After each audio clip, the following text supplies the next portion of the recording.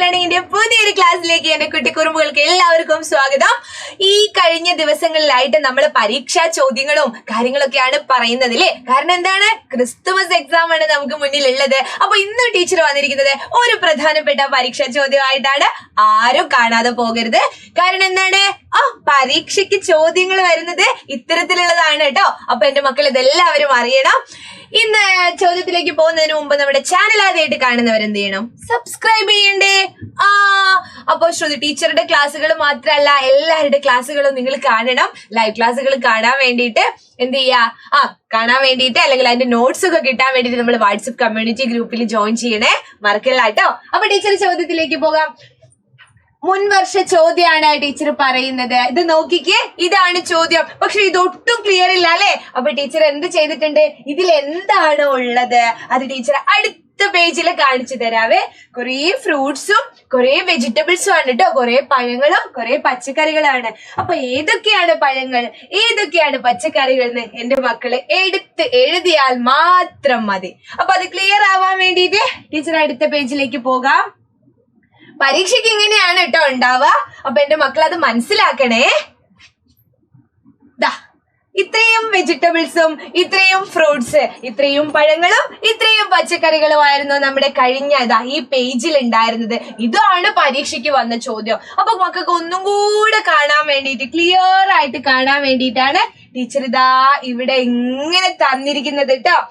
നോക്കിക്കേ, എന്തൊക്കെയാണ് ഇതെന്താണ്, മുന്തിരി ഉണ്ട്, ഓരോന്നിന്റെ പേരുണ്ട് അല്ലേ. എന്താണ് ഇതിന്റെ പേര്, എന്താണ് മക്കളെ ഇതിന്റെ പേരെന്താ?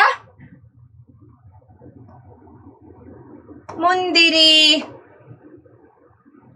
അല്ലേ. ഇത് മുന്തിരിയാണ്. ഇതോ, ഇത് കൈതച്ചക്കയാണ് അല്ലേ. കൈതച്ചക്കയാണ് എന്നറിയില്ലേ, കൈതച്ചക്ക. പിന്നെയോ ഇതെന്താടാ, ഇതെന്താ, വെണ്ടയ്ക്ക അല്ലേ. വെണ്ട എന്ന് എഴുതിയാലും മതി, വെണ്ട.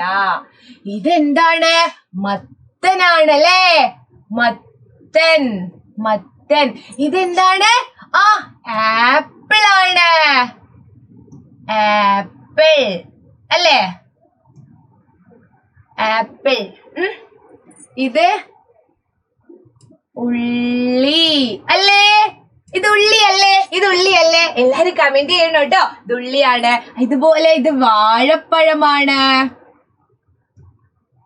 വാഴപ്പഴം. വാഴപ്പഴാണ്. ഇത് നോക്കിയേ, നമ്മുടെ മുയലിനൊക്കെ ഇഷ്ടമുള്ള ഭക്ഷണാണ്. എന്ത്, ക്യാരറ്റ്. അപ്പൊ രണ്ട് കള്ളികൾ തന്നിട്ടുണ്ട്, ഇവിടെയും.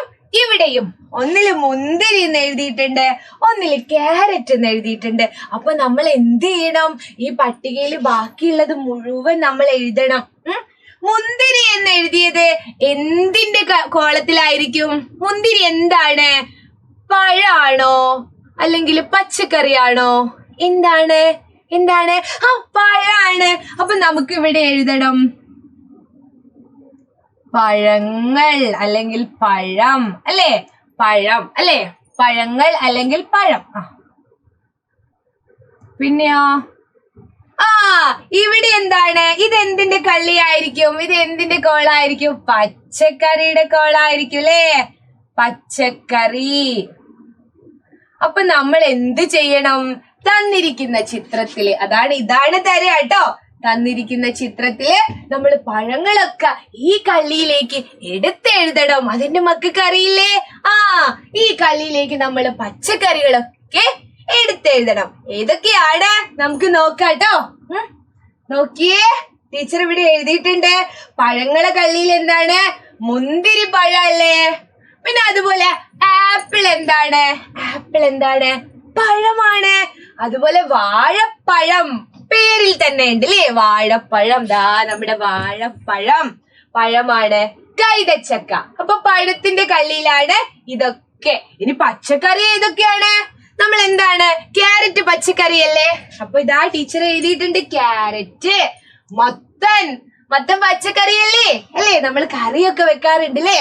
പിന്നെ ഉള്ളി പച്ചക്കറി അല്ലേ. അതുപോലെ വെണ്ട വെണ്ട പച്ചക്കറിയാണ്. അപ്പൊ മക്കൾ എന്ത് ചെയ്യണം? ഇങ്ങനെ ഒരു ചോദ്യം വന്നാല് പഴങ്ങൾ ഏതാണ് പച്ചക്കറി ഏതാണ് എന്ന് തിരിച്ചറിയാനാണ് നോക്കേണ്ടത് കേട്ടോ.